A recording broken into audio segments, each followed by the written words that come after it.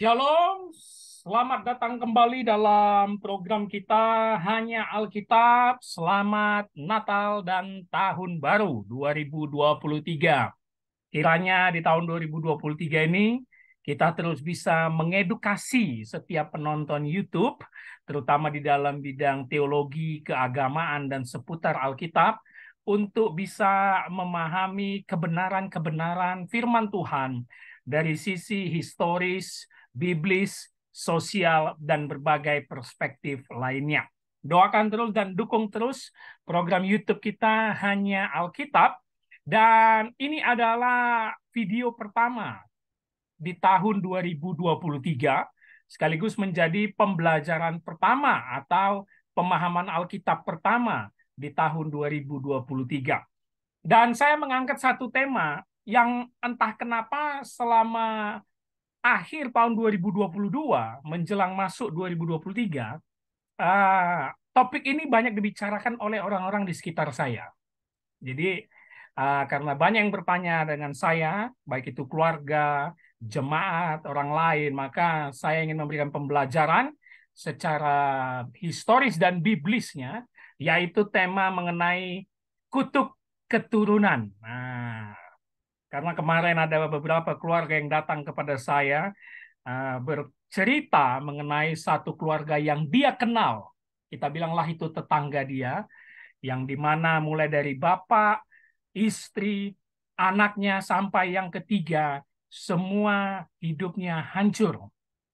Sehingga banyak tetangga dan saudara-saudara berkata dia itu kena kutuk keturunan, entah itu dari opungnya, kakek neneknya, nenek moyangnya, atau mungkin dari dosa bapaknya mengalir ke anak-anaknya, sehingga keluarganya kena kutuk dan hancur.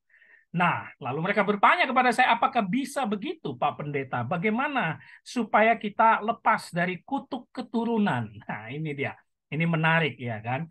Apakah kalau orang tua kita dulu dukun atau penyembah berhala, tapi kita sekarang sudah bergereja, beragama Kristen, maka kita harus perlu melakukan pelepasan kutuk keturunan atau pembersihan diri, atau bagaimana Pak Pendeta? Karena ada juga pendeta yang melakukan itu. Nah, begitu kata mereka. Mereka melihat ada satu pendeta yang melakukan ibadah pelepasan kutuk ya terhadap satu keluarga yang katanya sial terus gitu loh. Hidupnya hancur, bisnisnya hancur, sehingga pendeta itu mengatakan dia terkena kutuk keturunan dari nenek moyangnya yang paling atas, sehingga harus dilakukan pembersihan dan pelepasan. Nah, sekarang kita belajar secara biblisnya. Oke, kita akan mulai. Kalau definisi singkatnya, ya, ini definisi umum. Kutuk keturunan itu kutuk yang diwarisi seorang dari garis keturunan darah. Dan kutuk keturunan itu nyata, ya. Kenapa? Karena itu akibat dari kepercayaan animisme, dinamisme yang dianut generasi pendahulu yang belum mengenal agama. Ya, dimulai dari suku-suku pedalaman nenek moyang kita, opung kita, kakek nenek kita, yang mereka menyembah pohon, menyembah benda, sehingga dianggap kalau kita berasal dari nenek moyang tersebut, maka ada kutuk keturunan karena mereka berhala. Dengan kata lain, kutuk keturunan terjadi akibat dosa masa lalu yang dilakukan generasi pendahulu terkait dengan penyembahan berhala. Nah, ini definisi umum yang saya yakin semua orang sudah paham. Ya, kutuk itu kan selalu mengandung uh, makna bahwa penyembahan berhala, ya, yang dilakukan oleh orang-orang di zaman dahulu, atau dukun, gitu ya, memakai dukun, memakai jimat, sehingga menimbulkan kutuk bagi keturunannya. Nah, saya mengambil foto-foto dari Google tentang flyer ataupun uh, thumbnail YouTube, bagaimana para pendeta memberikan satu uh, khotbah, memberikan pesan, mematahkan kutuk iblis, memutuskan kutuk masa depan. Waduh, ya kan? Mematahkan kutuk garis keturunan dan mematahkan kutuk anak haram lagi ada, Bapak Saudara. Saya tidak perlu membahas dan menyalahkan ini, itu tergantung perspektif mereka para hamba Tuhan yang memakai headline kutuk ini untuk memberikan satu khotbahnya atau materinya. Dan kepada jemaat juga yang pernah mengikuti seminar atau menonton dan mendengar pendeta tentang mematahkan kutuk, ya, entah anak haram, garis keturunan, kutuk sial, segala macam, kiranya pembelajaran kali ini membuat Anda bisa berpikir lebih terbuka, ya, lebih jauh apa yang ingin dikatakan oleh Alkitab, gitu loh. Jadi jangan langsung percaya ketika dikatakan opung kita, nenek moyang kita itu terkena kutuk karena dulu menyembah berhala, sehingga itu langsung nyambung ke kita, sehingga hidup kita sial terus, lalu kita datang ke para hamba Tuhan untuk minta pelepasan. Sebenarnya tidak perlu seperti itu, ya. Nah, hari ini kita akan belajar bagaimana soal kutuk keturunan yang dicatat oleh Alkitab. Baik. Ada beberapa teks yang mirip, bahkan kalimatnya sama. Kita mulai dulu dari Perjanjian Lama yang di sebelah kiri, ya, yang di sebelah kiri ini. Kita akan melihat mulai dari Keluaran, Ulangan, dan terutama banyak di Keluaran yang membahas soal kutuk keturunan. Walaupun tidak ada kata kutuknya, tetapi yang misalnya kalau kita lihat di sini, yang pertama Keluaran pasal 20 ayat 5. Ya. Tuhan itu Allah yang cemburu, yang membalaskan kesalahan bapa kepada anak-anaknya, kepada keturunan ketiga dan keempat dari orang-orang yang membenci aku. Nah, ini dia. Kalau kita perhatikan di sini, teks ini sangat strong sekali, yang seakan-akan Allah itu kejam, ya. Dia pertama Allah yang cemburu. Nanti kita akan bahas meaning dari kalimat ini satu persatu. Allah yang cemburu, membalaskan kesalahan bapa kepada anak-anaknya. Ini orang Israel pastinya. Lihat, dan ada kalimat kepada keturunan yang ketiga dan keempat. Bayangkan. Sehingga dari teks ini banyak hamba Tuhan juga mengatakan teks ini berbicara kutuk keturunan. Bayangkan sampai keturunan keempat loh, ketiga dan keempat. Bahkan ada mitos yang saya dengar, saya tidak tahu kebenarannya valid. Ya, orang Yahudi itu ketika mendengarkan firman Tuhan ini, dan ini bagian dari 10 perintah Allah, ya, Keluaran pasal 20 di Gunung Sinai, mereka tidak mau memiliki anak lebih dari eh, dua, ya, karena supaya tidak terjadi keturunan keempat, atau mereka tidak mau lebih dari 4 gitu, ya, supaya nggak kena katanya keturunan ketiga dan keempat, ya. Itu mungkin hanya sekedar mitos saja. Nah, di Ulangan juga begitu, kalimatnya sama, membalaskan kesalahan bapa kepada anak-anaknya dan kepada keturunan ketiga dan keempat. Keluaran juga seperti itu, ini pengulangan saja, ya. Ini firman Tuhan. Jadi ada pembalasan dilakukan Allah mulai dari bapaknya yang berdosa, nenek moyang bangsa Israel, dan kepada cucu cicitnya, anak cucu cicit. Keturunan ketiga keempat, kan keempat itu udah dia bukan cicit lagi, ya. Yang pertama anak, ya kan, kedua cucu, ketiga cicit, keempat saya tidak tahu menyebutnya apa, ya. Nah, apakah benar itu otomatis dilakukan oleh Allah? Nah, sebaliknya di tabel sebelah kanan kita bisa lihat di kitab Ulangan yang hampir sama dengan bunyinya di sini, terutama di bagian Pentatuk, kitab Musa, 5 kitab Musa, kalimatnya seperti ini, Ulangan pasal 24 ayat 16, janganlah ayah dihukum mati karena anaknya. Jangan juga lah anak dihukum mati karena ayahnya. Setiap orang harus dihukum mati karena dosanya sendiri. Lah, sekarang bersifat individual. Nah, aneh, ya. Padahal ini sama-sama masih Ulangan dan bagian dari Pentatuk, kitab Musa. Kalau di sini sifatnya langsung keluarga. Bapak, anak, keturunan ketiga dan keempat, semua kena. Tapi di Ulangan pasal 24, individual. Jangan ayah dihukum karena anaknya. Jangan juga anak dihukum karena ayahnya. Masing-masing dong. Dan yang terkenal, Yeskiel 18, orang yang berbuat dosa, itu yang harus mati. Anak tidak akan turut menanggung kesalahan ayahnya. Dan ayah tidak akan turut menanggung kesalahan anaknya. Orang benar akan menerima berkat kebenarannya. Dan kefasikan orang fasik akan tertanggung atasnya. Nah, ini video lagi. Nah, ini adalah rujukan ayat-ayat, walaupun masih banyak sekali, ya, ada beberapa lagi, tapi kalimatnya sama, membalaskan kesalahan bapa kepada keturunan ketiga keempat. Dan ini ayat rujukan untuk kutuk keturunan. Nah, yang menjadi permasalahan untuk kita pelajari, kenapa ini kontras begini? Di sini bersifat keturunan kepada keluarga sampai keturunan ketiga keempat. Di sini individual masing-masing. Dosa ayah ya dosa ayah, dosa anak ya dosa anak. Nah, inilah perlunya kita mempelajarinya supaya kita jangan salah praktek memberitahu kepada jemaat. Begitu juga lah jemaat supaya jangan langsung buru-buru ketakutan dengan yang namanya kutuk-kutuk yang disebut kutuk keturunan ya. Baik.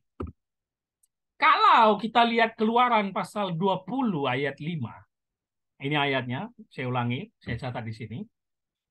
Jangan sujud beribadah kepadanya sebab aku Tuhan Allahmu adalah Allah yang cemburu yang membalaskan kesalahan bapa kepada anak-anaknya kepada keturunan ketiga dan keempat dari orang-orang yang membenci aku.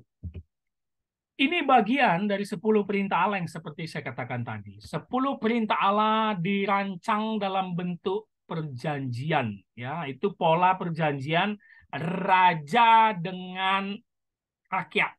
Raja dengan pengikut. Tuhan dengan umatnya. Dewa dengan umatnya. Yang kerap dipakai di timur dekat kuno. Pola perancangan ini termasuk perkenalan, ya, menerangkan siapa yang membuat perjanjian, yaitu Allah itu sendiri. Bapak Ibu Saudara bisa lihat Alkitabnya mulai dari ayat 2. Apa yang telah dilakukan si pembuat perjanjian, lalu berbicara hukum-hukum, lalu berbicara penghargaan ini adalah apa yang kau dapat kalau engkau taati, pahala. Ya. Tapi berbicara juga hukuman. Makanya ketika berbicara tentang 10 perintah Allah, atau khususnya perintah-perintah Tuhan dalam Pentatuk, 5 kitab Musa, kita tidak bisa lepas dari namanya kutuk berkat. Berkat kutuk. Berkat kutuk. Dan selalu polanya kau taat, kau diberkati. Kau tidak taat, kau dimurkai. Begitu ya.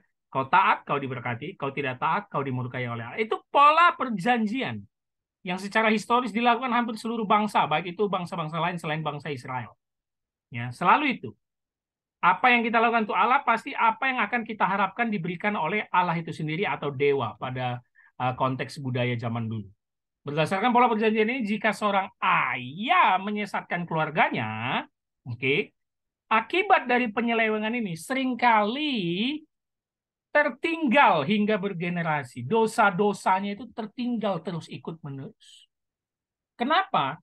Karena pun perintah Allah kepada bangsa Israel bahwa orang tua itu harus mendidik dan mengajarkan anak-anaknya seluruh perintah dan firman Tuhan di dalam kitab Musa. Kemanapun saat kau bangun, saat kau jalan, saat kau berdiri, dimanapun, engkau harus terus membicarakan firman Tuhan. Artinya, apa yang dikatakan oleh bapaknya, orang tua, ya, terutama bapak, suami, dalam konteks budaya Israel, itu nggak ditaati oleh anak-anak. Sehingga kemungkinan besar keturunannya ngikut untuk melakukan apa yang dilakukan oleh bapaknya, kansnya besar sekali. Peluangnya besar sekali. Karena memang mereka sudah ditunjuk untuk mengajarkan seluruh hukum dan firman kepada anak-anaknya. Makanya di mana-mana di bangsa Israel itu di mana-mana ada firman Tuhan kan. Ada 10 perintah Allah. Supaya mereka mengingat terus saat apapun yang mereka lakukan dan dimanapun mereka berada. Ya. Apalagi dalam budaya patriarki di mana seorang laki-laki yang berkuasa penuh, maka kemungkinan, ingat ya, ini bukan mutlak, tetapi memiliki opportunity, generasinya, anak-anaknya akan melakukan apa yang dilakukan oleh ayahnya. Itulah maksud Keluaran pasal 20 ayat 5, bahwa Allah itu membalaskan kepada generasi atau anak-anaknya yang tetap meniru dosa ayahnya. Gitu. Itu tidak otomatis, not automatically. Ya. Ini berbicara atau bersifat ada kesempatan. Dan tadi saya katakan peluangnya memang besar bahwa anak-anaknya akan mengikuti dosa-dosa yang dilakukan oleh bapaknya. Nah, itu dari pola perjanjian yang kalau kita lihat dari Keluaran pasal 20 ayat 5. Nah, sedangkan di pihak lain, di Yehezkiel pasal 18 yang tadi berkaitan dengan dosa individual, pribadi, ya tadi bisa lihat ya. Ya ini, saya ngambil Yehezkiel saja, ulangan tidak. Supaya menjadi perbandingan dengan Keluaran pasal 20 yang bersifat keluarga, kenapa ini di sini jadi dosa pribadi? Nah, ini yang menarik. Karena di Yehezkiel konteksnya berbeda sekali. Ya. Walaupun memang mengulang kembali hukum-hukum dari kelima kitab Musa. Konteks dari ayat mengatakan bahwa anak tidak bertanggung jawab, ini Yehezkiel ya. atas dosa orang tuanya adalah aspek hukum legal dalam sistem peradilan Yahudi. Nah, konteksnya jadi berbeda. Kalau di Keluaran itu konteksnya tadi apa? Perjanjian Allah dengan umatnya, unbreakable covenant, ya, nggak bisa lepas tuh, nggak bisa dibantah, nggak bisa tawar menawar, karena konteksnya Allah dengan umatnya. Sedangkan Yehezkiel itu konteksnya aspek hukum dalam sistem peradilan Yahudi. Hmm, jadi berbeda. Ya tentu kalau anaknya melakukan kesalahan, anaknya yang diadili. Tidak mungkin bapaknya. Mau bapaknya mau berkorban melindungi pun, secara sistem peradilan, itu tidak bisa. Karena anaknya yang melakukan kesalahan, anaknya yang terkena hukuman. Sedangkan ayat-ayat yang mengatakan bahwa anak turut menderita akibat dosa bapaknya berhubungan dengan pemberontakan orang tua terhadap perjanjian dengan Allah. Nah, di sini dia beda. Perjanjian dengan Allah dan pembalasan Allah terhadap pemberontakan dosa orang tua tersebut. Jadi memang beda perjanjian. Kalau ini aspek hukum, perjanjian legal, dan ini perjanjian dengan Allah. Jelas. Ya, jadi kita harus membedakan konteks Keluaran pasal 20 yang di mana itu konteks hukum perjanjian Allah dengan umatnya, yang di mana Allah berkata, engkau adalah umatku, aku adalah Allah. Sehingga berbeda dengan yang berkaitan dengan dosa pribadi karena ini berkaitan dengan aspek hukum legal atau peraturan-peraturan sipil di bangsa Israel. Ya, baik. Contoh ini contoh kecil saya buat ya, contoh logika sederhana saja. Ada bapak, ada anak. Oke, saya nggak perlu buat sampai anaknya dua atau tiga, satu aja contoh. Bapak ini melakukan pencurian. Ya, si bapak mencuri. Kita bilanglah mencuri di rumah orang, mengambil uang gitu. Ketahuan. Nah, otomatis di dalam sistem sosial masyarakat ya, sistem sosial masyarakat bukan dengan perjanjian di mata Allah, si anak menjadi anak pencuri. Iya kan? Nah, ini kan sistem sosial masyarakat sebenarnya. Kalau kita mau ngambil logika sederhananya dari ayat-ayat yang mengatakan Allah membalaskan kesalahan Bapa terhadap anak-anaknya. Walaupun itu konteksnya tadi perjanjian beda. Tetapi dalam soal masyarakat, si bapak yang mencuri, si anak akan dikatakan anak pencuri. Ya, otomatis padahal si anak tidak mencuri. Ini logika sederhana yang kalau kita kaitkan dalam hubungan sosial masyarakat. Ini akan kena terus nih. Si bapak merampok, si anak jadi bilang anak merampok. Bapak korupsi, wah itu malu sekali di zaman sekarang kan. Si anak dibilang anak koruptor. Wah, sampai wah, itu nggak bisa. Sampai pindah sekolah, itu malu sekali. Padahal si anak tidak melakukan apa-apa. Nah, disinilah kedewasaan kita memandang suatu kasus. Ya dosa bapaknya, gitu loh. Tetapi memang dalam hubungan sosial masyarakat ini tak akan bisa dihindari. Si bapak melakukan kesalahan, si anak terkena label dari kesalahan bapak tersebut. Sarjana Perjanjian Lama yang sangat terkenal Walter Kaiser berkata dalam tafsirnya di Keluaran pasal 20 ayat 5 tadi yang sudah kita baca, children who repeat the sin of their fathers evident it in personally hating God. Lihat, ada kata apa? Repeat. Yang mengulang dosa dari bapaknya atau dari orang tuanya, itu adalah bukti memang keluarga itu membenci Allah. Ya. Those who hate me, yang membenci aku di Keluaran pasal 20 ayat 5 tadi, to apply to the children as well as the fathers. Jadi maksud dari Keluaran 20 ayat 5 itu, kalimat yang membenci aku, kepada siapa yang membenci aku, itu kepada keturunan generasi ketiga keempat yang memang kelakuannya sama kayak bapaknya. Itu kata Walter Kaiser. Ya. Karena mereka apa? Dikatakan Walter Kaiser di sini. Their continue adultery and covenant breaking. Mereka menyembah berhala dan tidak menghargai perjanjian dengan Allah, perjanjian umat yang di Gunung Sinai yang diberikan kepada Musa. Jadi itu tidak otomatis. Kalau saya ulangi, tidak otomatis. Satu lagi John Calvin dalam menafsir Keluaran pasal 20 ayat 5 berkata, ketika Allah menyatakan bahwa dia membalaskan kesalahan para ayah terhadap anak-anaknya, dia tidak bermaksud bahwa dia membalas dendam kepada orang-orang malang atau anak-anak yang tidak pernah pantas menerima hal semacam itu. Loh, mereka nggak tahu apa-apa kok. Kenapa jadi dosa aku yang kena hukum Tuhan, begitu ya. Bisa protes nanti generasi ketiga dan keempat, gitu ya. Tetapi dia bebas. Nah, ini kata John Calvin. Dia bebas untuk menghukum kejahatan para ayah atas anak-anak dan keturunan mereka dengan ketentuan bahwa mereka juga dapat dihukum secara adil karena mereka peniru ayah mereka. Jelas. Allah kita Allah yang adil yang akan menghukum setiap orang berdosa, apalagi meniru dosa nenek moyangnya, meniru dosa ayahnya. Itu maksudnya dari Keluaran pasal 20 ayat 5. Jelas John Calvin dan Walter Kaiser mengatakan ini bahwa itu tidak otomatis. Allah kita bukan Allah sembarangan lah yang sampai menghukum generasi ketiga keempat padahal mereka nggak tahu apa-apa yang dilakukan oleh orang tuanya, yang dilakukan oleh nenek moyangnya, kan nggak mungkin. Jadi tidak otomatis. Nah, dari penjelasan yang singkat ini kita sudah tahu bahwa siapapun sekarang engkau yang dulunya entah itu orang tuamu atau opungmu, kakek nenekmu, dukun, penyembah berhala, tapi kau sekarang sudah bergereja, percaya Kristus Yesus adalah Tuhan dan Juru Selamat, nggak perlu ada ketakutan lagi. Nggak, jangan kait-kaitkan kegagalan dirimu dengan kutuk keturunan karena keluargamu.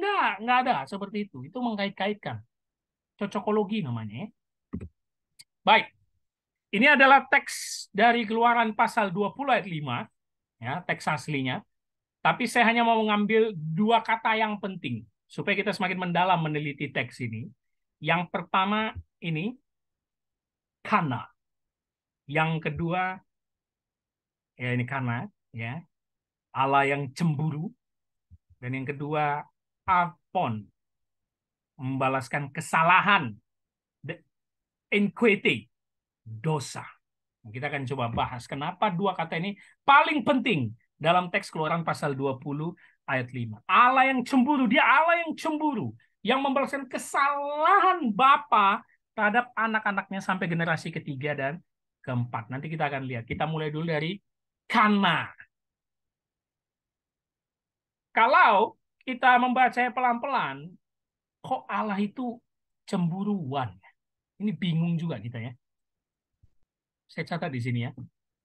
Paling tidak ada lebih dari 10 kali kecemburuan Allah disebutkan. Bayangkan, mulai dari perjanjian lama sampai perjanjian baru. Bagaimana mungkin Allah bisa cemburu? Apakah Allah seperti anak muda labil yang mudah cemburu tanpa sebab? Ditambah lagi, nah ini ada perbedaan. Dalam perjanjian baru, Rasul Paulus mengatakan di surat 1 Korintus, kasih itu tidak cemburu. Lalu kenapa Allah yang penuh kasih itu, full of grace, full of love, bisa cemburu? Kenapa ya? Kalau kita baca Keluaran pasal 20 ayat 5 dan teks-teks lain tadi yang menyebutkan dia Allah yang cemburu, apa maksudnya? Kok seperti itu? Paulus mengatakan kasih itu tidak cemburu. Allah itu penuh kasih. Loh, kenapa dia cemburu di perjanjian lama? Nah, ini pentingnya kita mendalami teks ini ya. Sebenarnya kita harus memahami dulu perbedaan kata cemburu yang di dalam teks dalam terjemahan bahasa Inggris biasanya disebut jealousy, dan iri hati, envy. Nah, di sini ada perbedaan nanti. Cemburu, kalau definisi umumnya, menginginkan atau menuntut apa yang menjadi hak seseorang. Kita pantas cemburu karena yang kita punya, yang sudah menjadi hak kita, sedang beralih ke tempat lain atau diambil oleh orang lain. Itu cemburu. Menginginkan atau menuntut yang memang menjadi hak dia. Sedangkan envy, iri hati, merujuk pada sikap yang mengingini yang bukan menjadi haknya. Kebablasan. Atau bahasa anak muda zaman sekarang, cemburu buta. Gitu loh. Ya. Mengingini yang bukan menjadi haknya, itu iri hati. Iri hati itu kan lebih ke sifat ada orang berhasil mendapatkan sesuatu, kita nggak senang. Gitu loh. Itu kan bukan hakmu. Jadi kecemburuan yang bukan pada tempatnya, tidak sesuai hak, adalah keiri hatian. Nah, ini berkaitan dengan bunyi di 1 Korintus 13 ayat 4 yang tadi dikatakan Paulus, kasih itu tidak cemburu. Kenapa? Ya, mungkin LAI punya pandangan tersendiri dalam terjemahannya, tetapi hampir semua versi Alkitab bahasa Inggris memilih terjemahan kasih itu tidak iri hati. Ya, envy, not jealous. Jadi terjawab di sini, kenapa di Perjanjian Lama Allah cemburu, tapi Paulus malah bilang kasih itu tidak cemburu. Sebenarnya tidak, itu kasih itu tidak iri hati. Nah, berarti cemburu adalah sesuatu yang positif. Yes.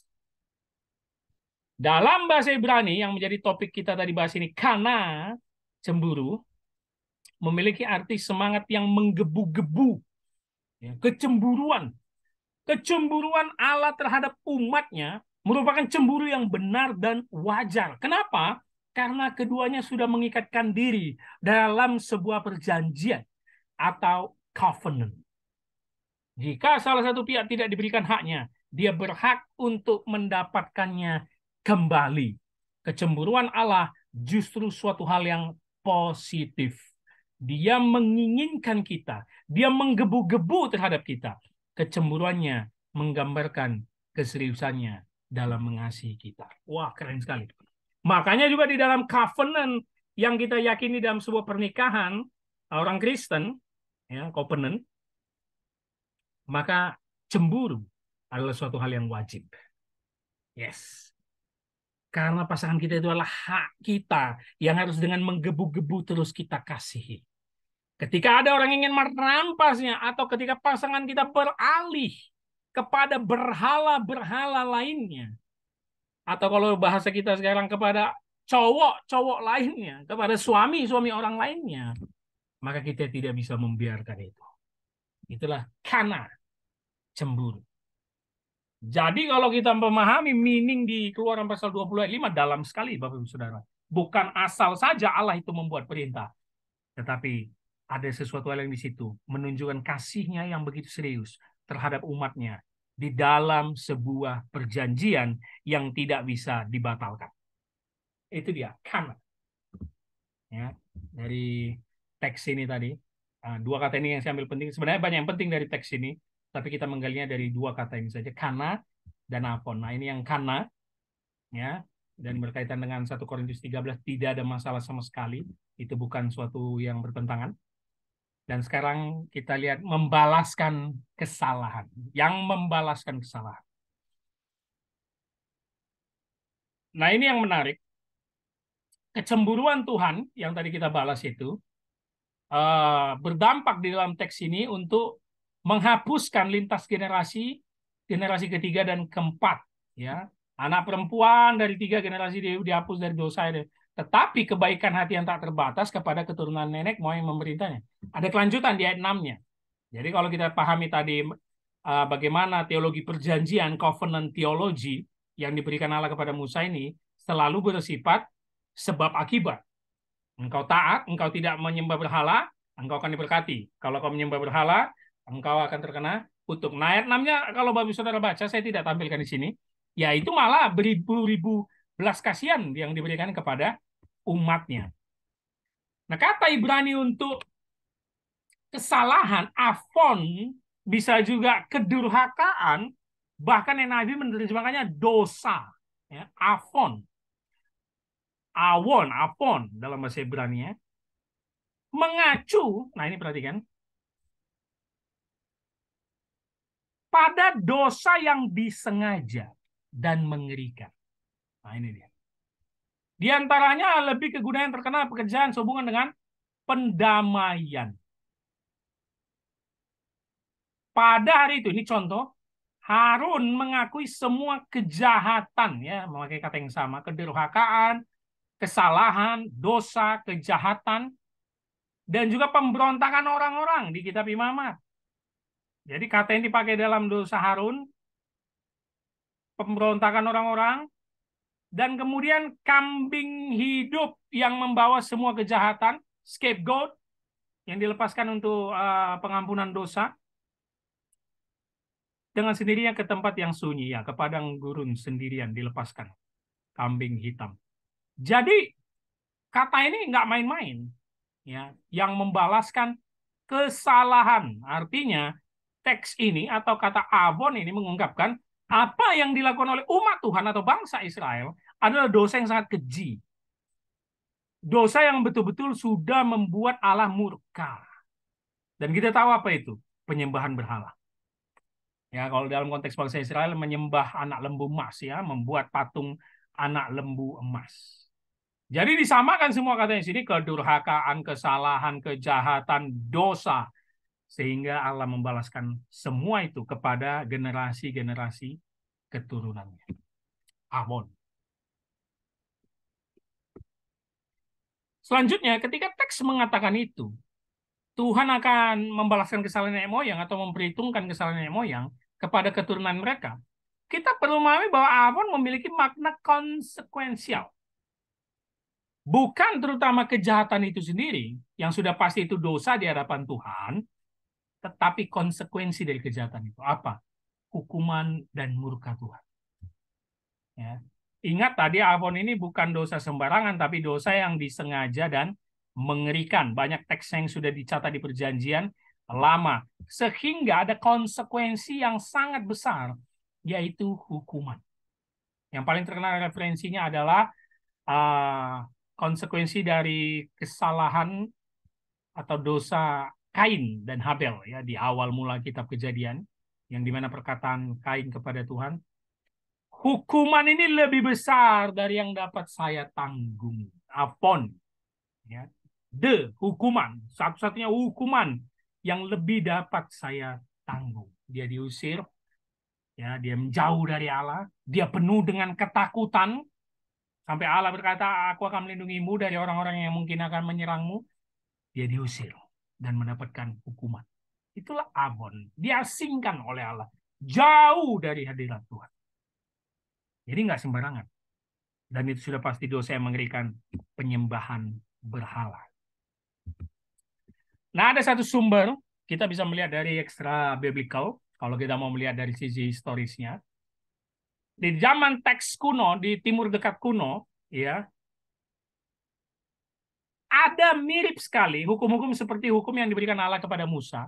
Dan kalau memang kita belajar secara historis, 5 kitab Musa itu dikatakan, tanda kutip, tidak semua orang memegang ini, itu mengambil banyak sekali dari sumber-sumber bangsa-bangsa penyembah berhala di sekitarnya, yang lebih tua dari literatur-literatur bangsa Israel.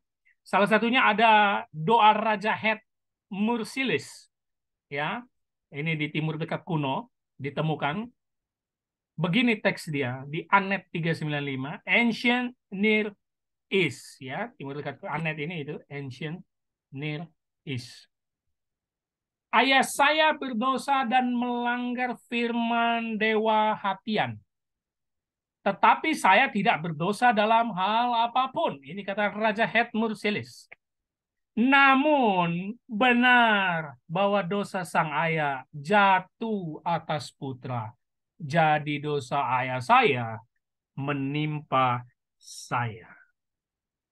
Kalau kita mau tarik dari sisi historisnya, apakah mungkin penulis kitab Keluaran mengambil referensi tentang kutuk keturunan yang menimpa generasi ketiga dan keempat itu berasal dari sumber timur dekat kuno? Ya, itu pemikiran kita saja untuk menambah referensi. Tetapi memang hampir semua teks-teks, khususnya kitab Musa, itu banyak sekali yang mirip dengan sumber timur dekat kuno. Mulai dari kisah penciptaan, mulai dari kisah Bahtera Nuh, Menara Babel, ya, hampir semua mirip. Dan termasuk yang di sini tentang retribusi lintas generasi atau kutuk keturunan. Nah, berlawanan dengan teks Het ini, dari Raja Het ini, mungkin tidak ada teks dalam PL di mana penerima konsekuensi dari perilaku buruk orang lain membuktikan ketidakbersalahannya sendiri dan bahwa dia sebenarnya adalah kambing hitam. Nggak ada, ya, nggak ada pengakuan dari siapapun di perjanjian lama, entah itu umat Tuhan, entah itu nabi yang berkata seperti ini. Namun benar bahwa dosa itu tertimpa kepada saya, nggak ada. Karena ketika kita melihat narasi dalam Alkitab, Malah banyak orang di generasi selanjutnya membayar harga dari dosa nenek moyangnya. Malah ada banyak perubahan dalam dirinya yang tidak melanjutkan dosa nenek moyangnya. Walaupun ada juga yang melanjutkan. Ya, jadi ini bisa kita jadikan referensi historis tentang teks Keluaran yang mungkin saja mengambil dari kisah Timur dekat kuno tentang dosa atau kutuk keturunan. Baik, ini adalah ilustrasi yang kalau kita lihat dalam Perjanjian Lama, kalau kita koneksikan kayaknya ini dosa-dosa yang nyambung ke keturunan-keturunan, ya. Pertama dosa Ham dengan ayahnya Nu, ya, dan kutukan Nu atas putra Ham, Kanaan akhirnya kena kutuk, ya. Anak-anak generasi pertama Israel karena tidak setia menderita semua. Musa dan orang Israel karena kamu pun Tuhan murka kepadaku. Jadi kayak ada konsekuensi yang terkena kepada banyak orang atau keturunan atau bangsa, ya. Anak-anak Achan dirajam dosa karena dosa mereka. Anak yang lahir dari hubungan terlarang Daud dan Betseba meninggal langsung kena konsekuensi hukum Allah. Anak Saul dibunuh karena dosa Saul terhadap orang Gibeon. Dosa Yerobeam yang dikunjungi putranya Abia. Dosa Baasar Raja Israel dikunjungi putranya Elah. Milik janda, kata-kata Elia, apa yang kamu lakukan terhadap kuat biala? Apakah Anda datang mengingatkan saya akan dosa saya dan membunuh anak saya? Jadi memang uh, sampai zaman nabi-nabi itu udah kayak tradisi bagi mereka itu. Bahwa aduh ini kena ini dari dosa ayahnya bakal turun ke anaknya segala macam, ya. Mereka berdiri di tempat mereka dan mengaku dosa mereka dan kejahatan nenek moyang mereka. Nehemia ketika mereka pulang dari pembuangan di Babel. Ini adalah rangkaian dalam Perjanjian Lama yang kalau kita lihat kok kayaknya memang nyambung, ya. Keturunannya kena semua, ya. Ayahnya yang buat dosa tapi anak-anaknya yang hancur mati dibunuh semuanya. Begitu juga kalau Bapak Ibu Saudara nanti bisa baca, saya kasih satu uh, kisah yang nyambung dengan tema kita yaitu raja-raja. Itu lihat aja. Dosa nenek moyangnya, bapaknya itu nurun terus. Apa itu? Nyembah berhala. Walaupun nanti ada yang putus, khususnya di uh, bangsa Yehuda. Ya, kalau Israel Utara, jadi kan terpecah dua, ya, Israel Selatan dengan Israel Utara. Israel Utara itu rajanya itu nyembah berhala semua, turun temurun sampai anak-anaknya itu. Ya, ini menggantikan ini, akhirnya nyembah berhala juga. Ada bukit-bukit pengorbanan semua dilakukan. Tapi nanti dia udah nggak semua. Kita temukan raja-raja yang tidak mengikuti dosa ayahnya. Nah, dari kisah itu kita tahu bahwa itu nggak turun-temurun. Kutuk itu nggak turun. Ada Hizkia, Yosia yang melakukan reformasi itu jelas berbeda sekali dengan ayahnya. Ya, nenek-nenek moyangnya yang sangat luar biasa bejatnya. Manasye, waduh itu jahat sekali di mata Tuhan. Tetapi nanti Yosia enggak, Hizkia enggak. Ya, jadi dari sini kita dapat pemaparan kalimat singkat yang bisa kita ambil itu nggak otomatis turun. Jadi jangan percaya yang seperti begitu. Nah sebaliknya ada yang berubah generasinya. No, menyelamatkan seluruh keluarganya. Keturunan Abraham menerima Kanaan. Tuhan tidak sepenuhnya mengakhiri garis Salomo dan Daud. Malah dari Daud lah yang penuh dosa ketika anaknya, hasil dari anaknya dengan Betseba meninggal, malah lahirlah garis keturunan Mesias, Yesus Kristus. Coba baca silsilah Yesus Kristus di Matius pasal 1, Bapak Saudara. Bapak Ibu Saudara, kalau buka itu pertama-tama, baca, saya sarankan baca. Pelan-pelan. Kenapa? Muncul nama-nama yang bagi bangsa Yahudi itu sebenarnya nggak boleh masuk. Ya. Itu muncul nama-nama nenek moyang Yesus yang hidupnya nggak karu-karuan. Rahab. Ya. Coba. Ruth itu Moab. Bangsa penyembah berhala. Walaupun akhirnya bertobat. Mengikut bangsanya yang diambil oleh Boas. Rahab yang dikatakan perempuan sundal, oh, iya kan? Yang menyelamatkan bangsa Israel di Yeriko. Coba, siapa lagi? Tamar muncul juga di situ, ya kan? Muncul. Jadi itu sebenarnya bagi orang Yahudi nggak mungkin masa garis Mesias ini garis perempuan-perempuan nggak benar gitu loh. Tapi dimasukkan oleh Injil Matius. Malah dari situlah Matius yang menunjukkan kesombongan bangsa Yahudi yang tidak tahu bahwa Mesias yang dinanti lahirnya untuk semua kalangan dan untuk semua bangsa. Baik, saya mengakhiri dengan satu kalimat Bapak Ibu Saudara supaya menjadi pegangan kita. Kutuk turunan bukan karena kutuk atau dosa orang tua di masa lalu, sehingga otomatis turun ke Anda atau ke anak-anak Anda. Bukan. Kutuk itu, tanda kutip ya, entah mau kutuk apapun jenisnya kalian bicarakan, dianggap menurun jika setiap anggota keluarganya, anak sampai cucunya, tidak bertobat dan masih mengikuti atau meniru dosa orang tuanya yang berhala. Wajar dong, bapaknya main dukun, mati, anaknya main dukun, lalu dicap orang kutuk keturunan. Ya iyalah, orang anaknya tetap main dukun. Sudah tahu bapaknya terkenal meninggal karena dibilang main dukun, kena kutuk. Loh masa anaknya tetap main dukun juga? Ya itu namanya kutuk keturunan. Tetapi bagi orang yang sudah bertobat dan tidak mengikuti segala kesalahan nenek moyangnya, terutama soal dalam penyembahan berhala ya, nggak ada kutuk itu, Bapak Ibu Saudara. Nggak ada lagi. Maka tidak perlu ada istilah pembersihan atau pelepasan. Saya kadang bingung. Nah ini saya tutup di sini ya. Kalimat saya ini kan, ini kalimat terakhir. Saya kadang bingung ya.